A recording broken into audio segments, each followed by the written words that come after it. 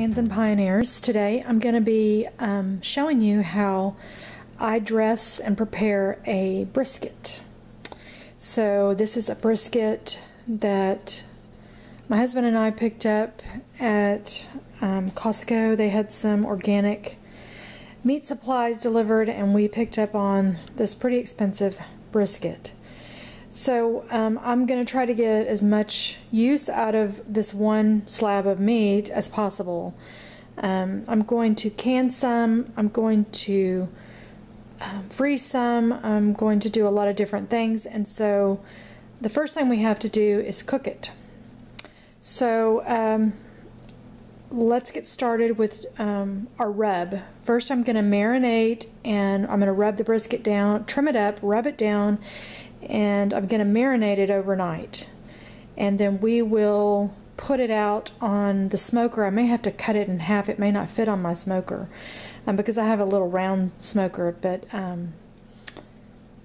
we may do that, or we may roast it and in the oven. I haven't decided quite yet, but once we get to that part of the video you'll see what's going to happen. So we'll be back in just a moment. I'm going to unwrap it and get it ready to put some spices and marinate on it. Okay, what I have here is the brisket you saw, and I've just chopped it up into two big pieces because I think I can get it on the smoker that way because I have 2 levels of smoking it. And tomorrow is Saturday, so I'm going to let this smoke pretty much 6 to 7 hours depending. I'm going to try to keep my heat level up high at first and in the 400 range, and then after about 45 minutes I'm going to cut it down to about 320 to 325, in those ranges, and we're going to cook it. So what I've got is a rub, and this is just a rub I always use.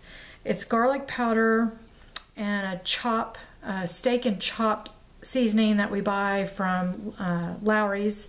Lawry's is a local company here, and I've got a little less than half a cup of brown sugar, and I'm just going to mix the rub together, making sure everything's blended in. I've got organic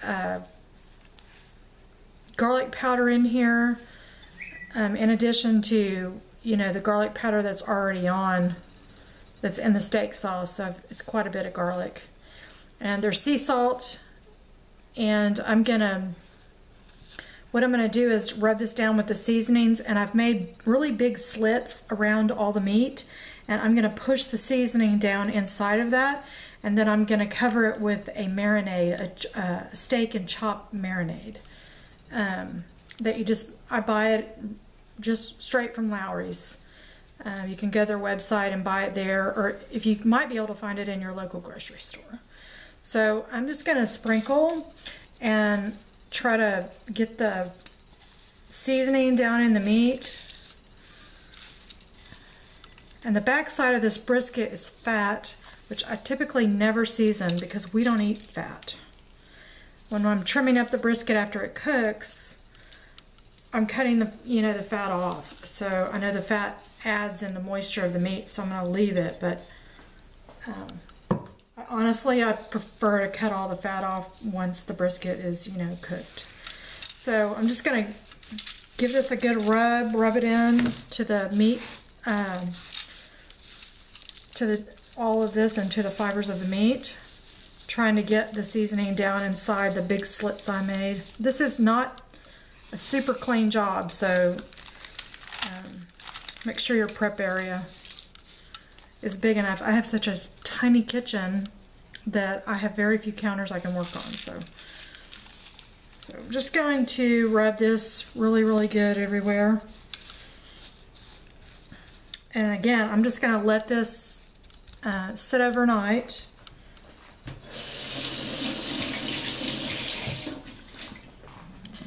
I'm going to put a little bit of the Chop House sauce or marinade on top of this, and I'm just going to continue to rub it in.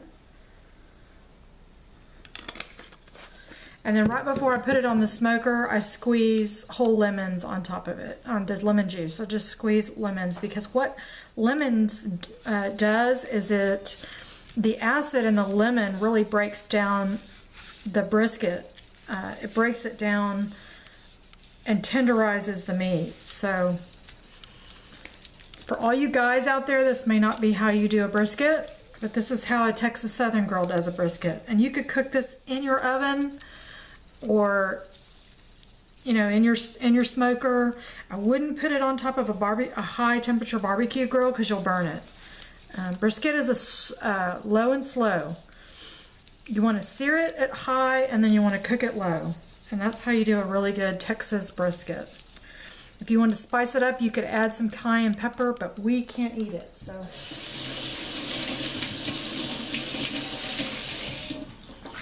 All right, we're gonna let this marinate overnight.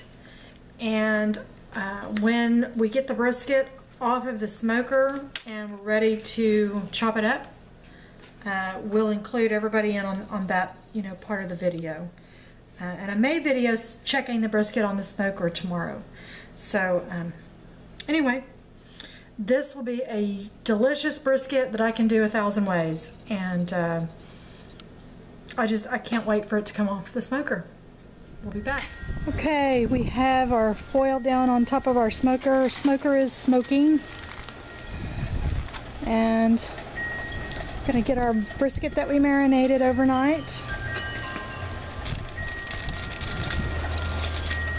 I'm hoping that they both fit. They probably won't. Okay.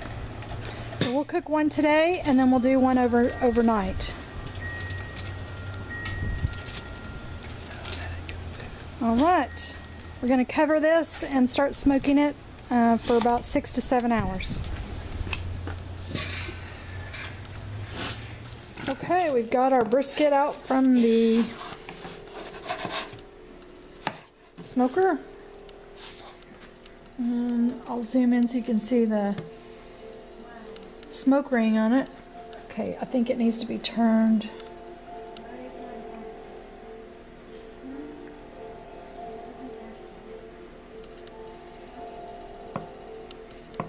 I think this is with the grain. Maybe the way the brisket is laying. I'm not sure. You should always cut your meat against the grain. So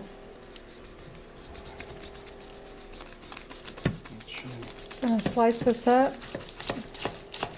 And the other half was cooked and chopped, and I've got it in the refrigerator. See how this one is the long grain? Okay. So maybe slice it. You're saying to cut it this way. What do you think? We can try it. Try an end over here, maybe.